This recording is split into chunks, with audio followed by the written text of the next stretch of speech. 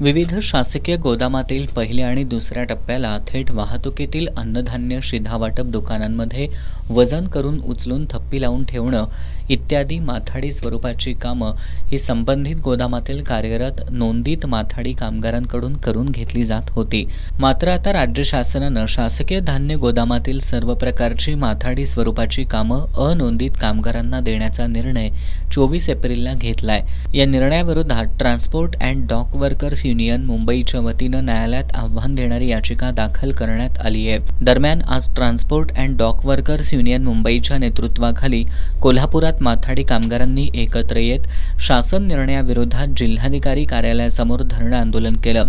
यावेळी माथाडी स्वरूपाच्या कामांमध्ये अनोंदित कामगारांना काम करण्यास परवानगी देऊ नका, द्वार पोहोच योजनेतील वाहतुकीच्या कामावर शासकीय धान्य गोदामातील कामगारांना काम द्या, शासकीय धान्य गोदामात काम करणाऱ्या माथाडी कामगारांचं वेतन संरक्षित करा, या मागण्यांसाठी धरणं आंदोलन करण्यात आलं.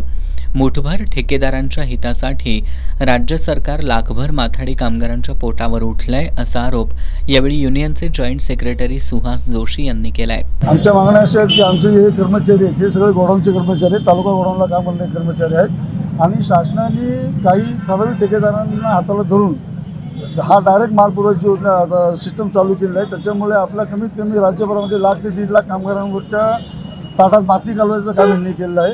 मूठभर ठेकेदारांकरता सरकार 1 ते 1.5 लाख कर्मचाऱ्यांना बेकार करायचा सरकारचा हा नियोजन आहे. 24 एप्रिलला सरकारने जे परिपत्रक काढलं त्या परिपत्रकाविरुद्ध आम्ही कोर्टामध्ये गेलेलो आहे. कोर्टाने आम्हाला 10 तारखेपर्यंत स्टे दिला. आम्ही 2 वेळा माननीय मंत्री छगन भुजबळांना विनंती करून मिटिंग मागितली. दोन्ही वेळा त्यांनी आम्हाला मिटिंग दिली नाही, परंतु उद्या ते आमच्याशी बसतो असं म्हणले.